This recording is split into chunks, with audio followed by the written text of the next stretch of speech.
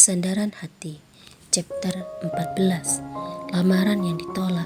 Seperti janjinya pada Nelufer, walau sama sekali tak percaya diri, ia paksakan Raka itu bertandang ke kediaman Pak Yamin. Hanya seorang diri. Ia putuskan demikian karena tak ingin menarik sang ayah mendapat hinaan. Juga pasti kedua orang tuanya akan syok. Ya, selama ini hubungan itu dirahasiakan dari mereka.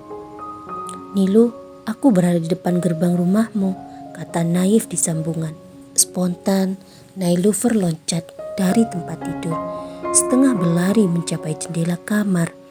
Ia singkap kelambu sedikit, mengintip keluar, walau yang pasti tak bisa melihat ke arah gerbang.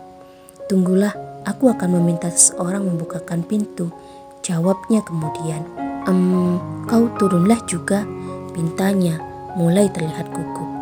Untunglah tak seberapa lama seorang asisten rumah berjalan cepat ke arah gerbang. Terdapat 2 orang penjaga di depan dan seperti perintah Nelufer, asisten tersebut tak bertegur sapa, apalagi menyuruh 2 petugas tersebut membuka gerbang. Kamu mau kemana?" tegur seorang penjaga, namun tak digubris. Sebaliknya, ia berikan isyarat supaya 2 penjaga tersebut membuka gerbang lewat remote. "Tamunya Nona ya?" tegurnya begitu pintu gerbang terbuka. Iya," jawab Naif, kian gugup. "Mari," sambungnya lagi. Di balik rasa tak percaya diri juga gugup, Naif tuntun motor itu melewati pagar gerbang. Oh, sungguh terperangah pandangan lelaki itu melihat megahnya kediaman Nelufer. Seketika nyalinya menciut, gugupnya kian menggurita, sedang hati berbisik tak nyaman. "Silahkan parkir di sini," Naif tak menyahut, lebih memilih patuh. Tepat kala hendak memarkir motor, Azad muncul. Melihat seorang yang tak dikenal namun tak asing, ia fokuskan penglihatan. Bahkan hingga Naif bersama asisten tersebut berjalan menuju pintu utama, pandangan laki-laki itu tetap terfokus. "Apa ibu menambah pekerja rumah?" gumamnya bertanya-tanya. Sekalipun itu benar, Azad sama sekali tak masalah. Hanya rasa penasaran menggelitik dirinya. Di dalam, Nelufer sudah mencapai lantai dasar. Ia juga telah memanggil sang ibu, walau tak diberitahu perihal apa. Syukurlah, Ibu Konita juga tipikal wanita irit bicara, juga tak kepo bawaannya. Akan tetapi, melihat kegelisahan di wajah sang putri, mulutnya tak mau diam. Bertanyalah ia, "Nai, ada apa?" Dan tepat kala mulut Nelufer hendak berucap, Naif muncul dengan tampang malu-malu dihantar oleh asisten rumah. "Ibu," ujar Nelufer dengan maksud meminta Ibu Konita menoleh. Seketika pandangan sang ibu teralihkan mengikuti perintah putrinya. Dan apa yang terjadi? Betapa terkejutnya Ibu Konita melihat sosok pemuda yang sudah bisa ditebak siapa dia. "Malam Nyonya," sapa Naif berhambur memberi salam. "Inikah lelaki itu, Nai?" seru Ibu Konita. Nelufer mengangguk dengan senyum menghiasi wajah, walau itu tak bisa menutupi kecemasan. "Oh putraku, mari duduk," sambutnya dengan tulus. Namun tepat kala Naif hendak menjatuhkan diri ke kursi, Azad muncul dan langsung menegur. "Siapa dia, Ibu?" tanyanya mengagetkan. Serempak semua mata mengalihkan pandangan pada Azad dengan mulut tergagap. Ini Ibu Konita tak bisa meneruskan. Sadar ia tak boleh hanya berdiam diri, Naif pun memperkenalkan dirinya pada Azad, berjuang melawan kegugupan dan rasa kurang percaya diri. Setidaknya ini bukan kali pertama ia bertemu. Sudah bisa membaca karakter. Demikian batin Naif menyemangati diri sendiri. "Maaf Tuan Muda Azad, saya Naif. Kita pernah duduk semeja bersama Dr. Cassandra dan Dr. Farshad. Dua alis Azad mendadak ringsek, sedang otak mengingat kembali malam itu. Dalam hitungan detik, ia terdiam sampai berhasil mengingat kembali. Barulah ia angkat bicara. Lalu tanyanya tidak ramah. Lalu hanya kata itu yang mampu keluar. Selebihnya mulut naif kaku dalam kegugupan. Lalu kita jatuh cinta, kakak. Kita ingin hidup bersama, dengan berani Nailufer menimpali. Maksudmu, Nai? Cerca Azad. Sepertinya tak siap menerima kenyataan. Maksudnya kita saling mencintai dan memiliki impian masa depan bersama. Azad tak menimpali. Ia hanya menyeringai. Meski rasanya itu otot kaki lunglai, Azad bawa dirinya berjalan mencapai kursi. Duduklah lelaki itu, bak seorang putra mahkota. Kau datang ke sini dengan niat melamar adikku? Tanyanya.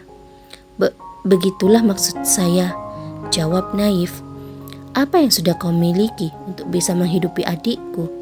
Sampai kau punya nyali datang ke sini melamar, cemooh Azad. Meski pertanyaan itu tak ubahnya bentuk hinaan, naif menjawab apa adanya. Saya tak memiliki apa-apa dan orang tua saya hanya mewariskan ilmu untuk bekal saya bertanggung jawab dalam hidup. Lagi-lagi senyum mencemooh diperlihatkan oleh Azad. Aku tak bertanya ilmumu, cibir Azad.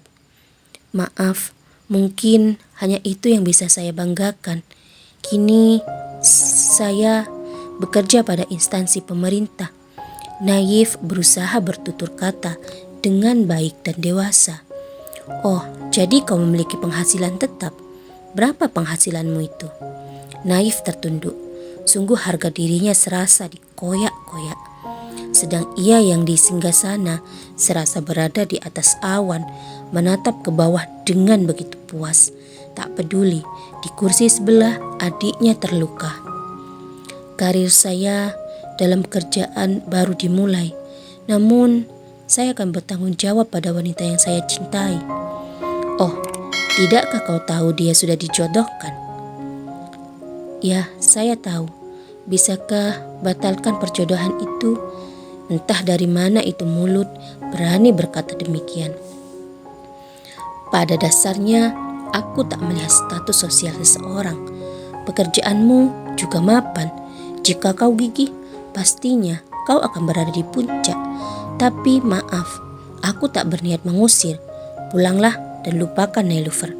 Kalian tak akan bersama, kata Azad menyentak ibu Konita, terlebih Nailufer serta Naif. Kakak, bangkitlah wanita itu dengan emosi meledak-ledak. Azad hanya melirik, sedang mulut dikunci rapat. Naif sendiri terdiam dalam kecamuk rasa marah juga sakit hati. Apa hak kakak mengatur? Bahkan ayah pun tak memiliki hak, ujarnya dengan suara meninggi. Nailufer, tegur ibu Konita. Ibu, biarkan Nailufer bicara. Bukankah ia juga memiliki hak? Oh, kakak yang budiman berkata hak. Sementara dia bertindak layaknya lelaki di keluarga ini, tak menghargai wanita. Nailufer, tegur sang ibu. Kau hanyalah kakakku. Kau tak memiliki hak merampas hidupku, termasuk cintaku. Bukankah segala kemewahan ini adalah hakmu? Hakku hanyalah menentukan kebahagiaanku sendiri. Sungguh, dada Nailufer panas mendengarkan perkataan Azad barusan yang seakan mencibir dirinya. Ia yang sudah tak bisa mengontrol emosi, akhirnya meledak, menumpahkan kemarahan, kecewaan, serta rasa sakit yang terpendam. Sebagai seorang ibu, ibu Konita terus berusaha menenangkan sang putri. Dan sudah tak tahan dalam suasana sedemikian keruh. Meski merasa tak memiliki hak bicara, Naif sudahi kebisuan. Tuan Muda Azad, maaf atas ketegangan yang saya timbulkan. Saya mohon restuilah kami. Azad enggan menanggapi. Ia, laki-laki itu, lebih memilih enyah dari sana dengan penolakan yang amatlah jelas. Tak perlu dijabarkan lebih lanjut. Kakak tak berhak atas diriku. Kalian semua tak berhak, teriak Nailufer. Dan itu tak akan mengubah apapun, hanya percuma membuang tenaga serta menguras air mata. Nilu, tenangkan dirimu, kata Naif meraih tangan Nilufer. Tidak, lihatlah mereka tak merestui kita. Bukankah aku sudah mengatakan? Imbuhnya dan terisak. Sayang, giliran Ibu Konita menenangkan. Jangan sentuh aku, Ibu, kata Nilufer menepis tangan sang ibu. Lalu berlari menaiki tangga dengan terurai air mata, meninggalkan Naif seorang diri dalam keasingan serta kekacauan pikiran. Putraku, maaf atas perlakuan yang kau dapat dari keluarga ini. Dengan tulus, Ibu Konita raih tangan Naif, menggenggamnya erat dengan pandangan penuh rasa bersalah. Saya mungkin juga salah, tapi sejujurnya hati saya sakit. Nilu adalah tujuan masa depan saya, dan saya tak mengincarnya untuk menaikkan status sosial saya. Ibu mengerti, kau tulus mencintainya, tapi mungkin kalian tak akan bisa mengalahkan rintangan ini. Berlapanglah, tatap masa depanmu, dan lupakan putri ibu. Walau terpaksa, kata itu tetap keluar dari mulut Ibu Konita.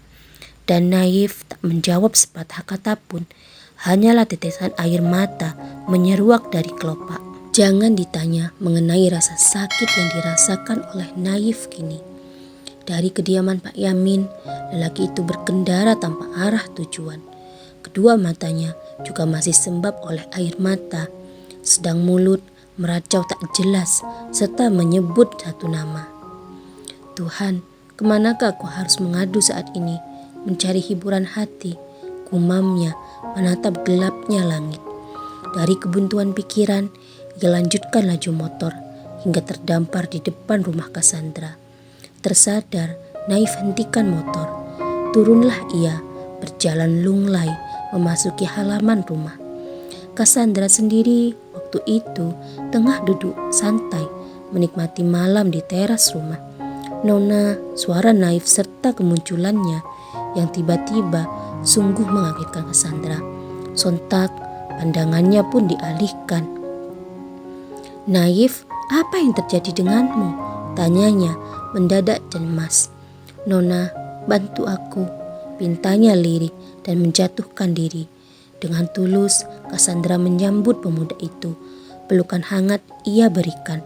Tenanglah, ceritakan padaku, ucapnya sembari mengusap-ngusap punggung Naif. Naif tak langsung bercerita. Lebih dulu ia mengatur nafas, mengontrol emosinya yang berantakan. Dan mulailah ia bercerita mengenai kisah cintanya. Oh Tuhan, benarkah kalian sudah dalam hubungan serius? Naif mengangguk. Cerita pun berlanjut hingga pada cerita akan kedatangannya pada kediaman Pak Yamin. Oh, dua tangan Cassandra membungkam mulutnya yang menganga lebar. Kau ditolak oleh tuan muda itu, serunya meradang. Sebenarnya Nilu membujukku untuk pergi sejauh-jauhnya dari tempat ini, Nona, ungkapnya nyaris membuat jantung Cassandra copot. Naif, serunya dengan kedua bola mata melotot. Tanggal pernikahan sudah ditetapkan. Melawan mereka itu tidak mungkin, dan aku tak bisa hidup tanpanya. Jalan satu-satunya adalah pergi dari tempat ini. Lalu, apakah memiliki tujuan? Perlindungan? Naif menggeleng lemah. Cassandra menghela nafas panjang. Itulah sumber permasalahan. Kabur mungkin itu pilihan, tapi ingat itu sangat berisiko. Harus direncanakan dengan baik, tak boleh tergesa-gesa. Nona, aku mohon, tolong bantu kami. Cassandra diam dalam beberapa saat lamanya. Tapi bukan menolak, melainkan memikirkan cara untuk membuat mereka pergi sejauh mungkin hingga tak bisa digapai. Naif, jujur aku tak memiliki ide. Kau yakin dengan pilihanmu ini? Kita tak hidup dalam dongeng. Keluarga Nilufer pasti murka dan tak akan tinggal diam. Nona, hidupku akan hancur melihat dia dinikahi orang lain. Terdengar kesungguhan dari kata-kata itu, dan Cassandra terbungkam 1000 bahasa. Tenanglah, aku akan berusaha memikirkan caranya. Akhirnya Cassandra bersedia membantu. Sungguh Nona, hanya seutas senyum ditorehkan oleh Cassandra sebagai tanggapan. Ya, tenangkanlah dirimu, semua akan baik-baik saja, imbuh Cassandra.